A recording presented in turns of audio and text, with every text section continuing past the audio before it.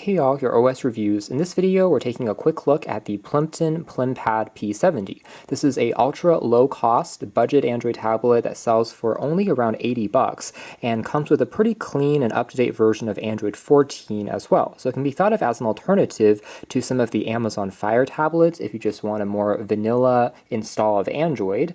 And it has a 10-inch IPS LCD screen, although it is an HD plus resolution or 720p as opposed to full 1080 that tends to sell for a little bit more. Now it is using a Octa-Core processor. More specifically, it is the Allwinner A523. So this is actually going to be similar to some of the lower powered Unisoc chips out there. Definitely not a flagship grade processor by any means, especially when it comes to GPU. In fact, it's even weaker than the MediaTek Helio G99. That's another popular choice in some of the $100 to $200 tablets that we've seen in the past. But again, this thing is even cheaper.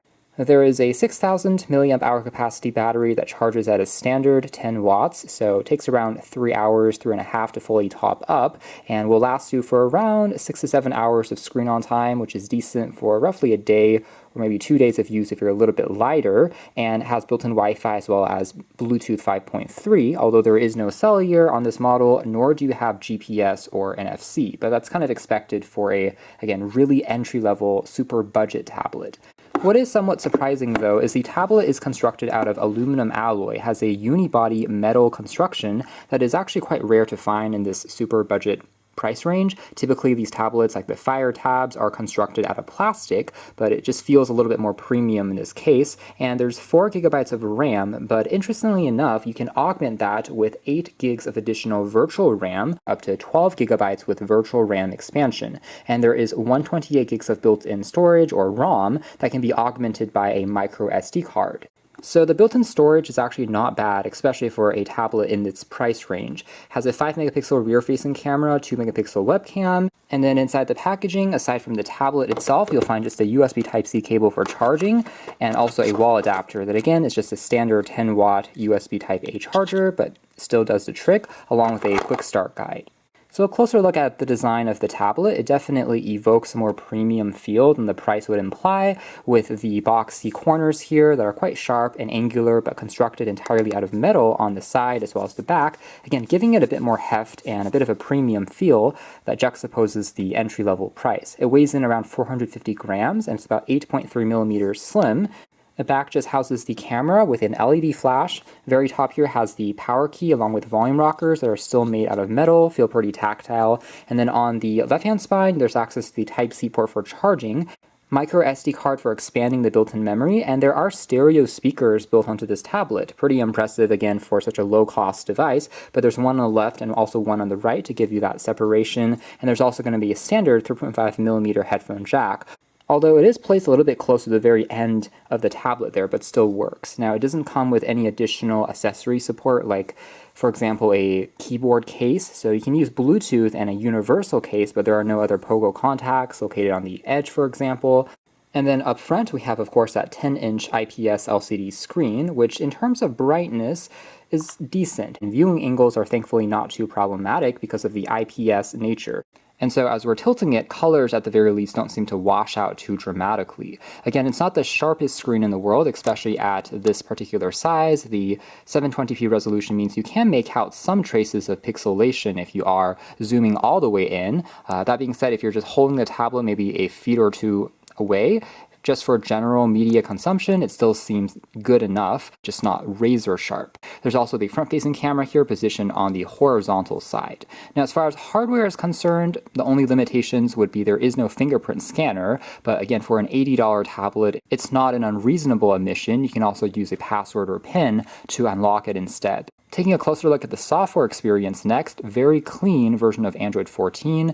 Of course, with a lot of these lower-end devices, it's doubtful whether we'll get future OS level upgrades past what is included here, but some security patches and firmware updates will still be available. You do have all the other standard Google apps, though, pre-installed, including the Play Store can be found here, and really the only other app that Plimpton have added themselves would be Netflix, but you can also uninstall this app if you aren't using it. The tablet, by the way, does have Widevine L1 certification, which means it's technically able to stream back full HD videos on Netflix. That certification might be a little wasted here because the screen's native res is only 720p. Going into more advanced settings, under System, this is where you're able to add the virtual RAM expansion up to 8 additional gigabytes if you want it to perform a little bit better in multitasking.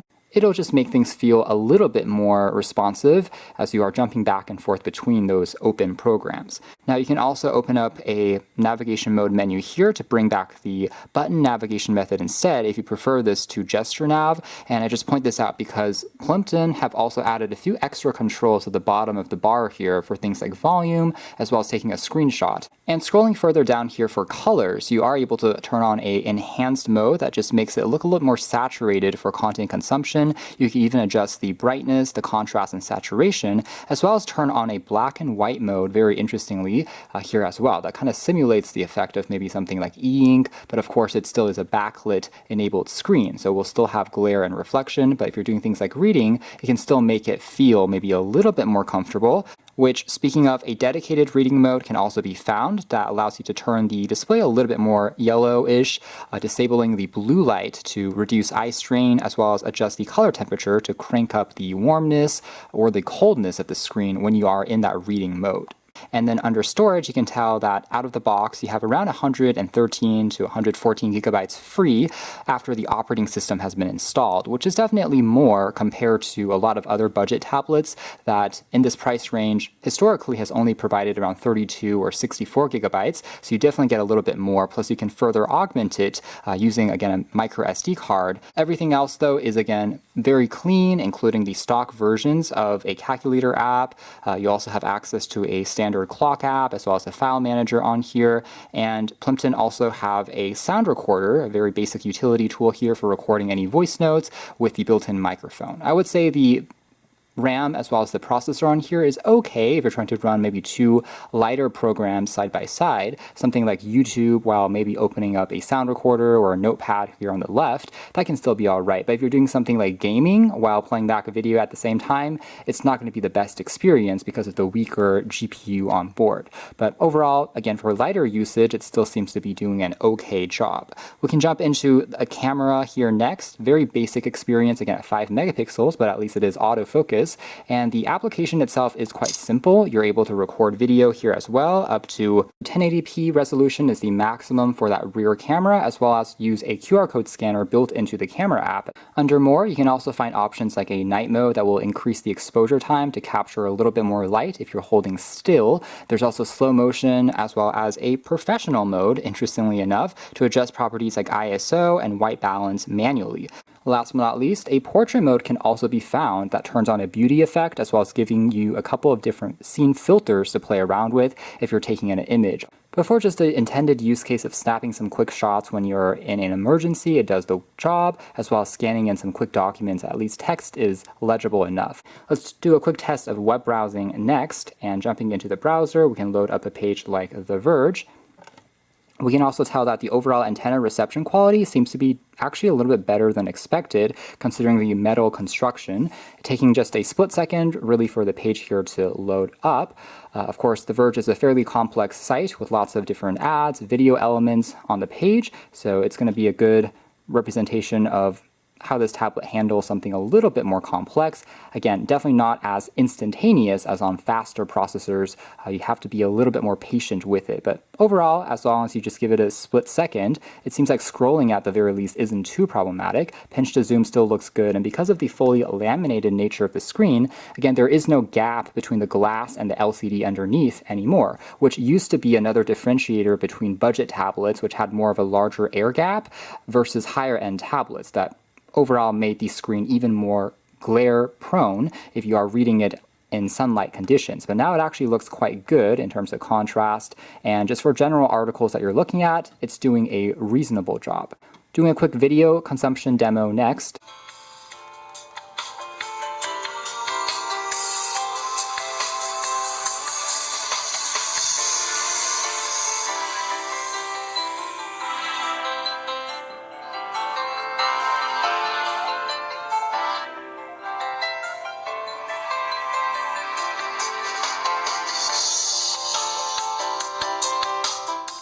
All right, so turning things down, overall takeaway being that it's not bad. At least loading times on these YouTube clips seem to be responsive enough.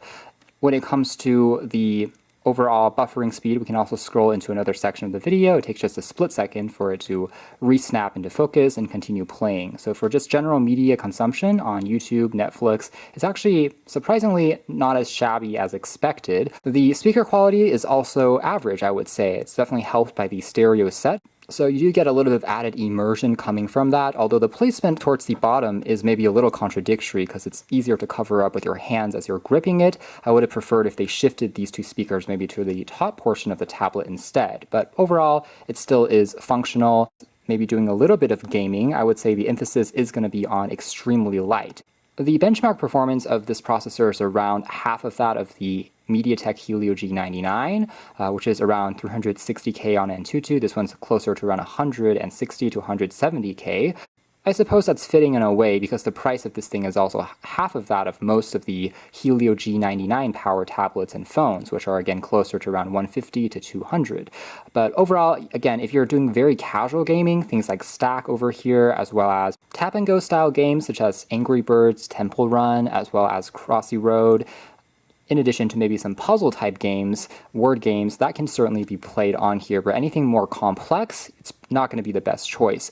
Things like Asphalt, as well as Minecraft even, you'll have to be waiting for significantly longer for the games to load, and sometimes they will freeze up a little bit for those more complex titles, just because the GPU in here, I would say, is definitely very, very entry-level by 2024 standards. So again, key is keeping it very light and just some casual titles. If you're planning on doing anything more demanding, this is probably not going to be the best choice. But again, for just simple tasks, as well as quick web browsing, as well as reading back some comics on Webtoon, for instance, as well as, again, just consuming some simple clips on YouTube, it can still be an okay experience. Just keep those expectations in mind. So that is more or less it as far as our quick hands-on review of this Plimpton PlimPad P70. And overall, there are certainly good qualities here. For an ultra budget tablet, the construction and build quality are definitely a bit surprising. That being said, it really is just the processor and the GPU which is still entry level at the end of the day. So it will be okay for just system navigation, again, doing the basics, but anything heavier and you will want to look for a more powerful processor combination. But if your use cases are light, this is actually not a bad choice, especially again compared to some of the Amazon Fire tablets like the Fire 7 or Fire 8, which sit at a similar price point. It certainly has a cleaner version of Android as well as a more sturdy premium feel and build to the overall design. So as long as you have those expectations in mind, this can be a decent choice, I would say. You can learn more details if you are interested in the links down below. Thanks for watching here at OS Reviews. That's been the Plimpton P70.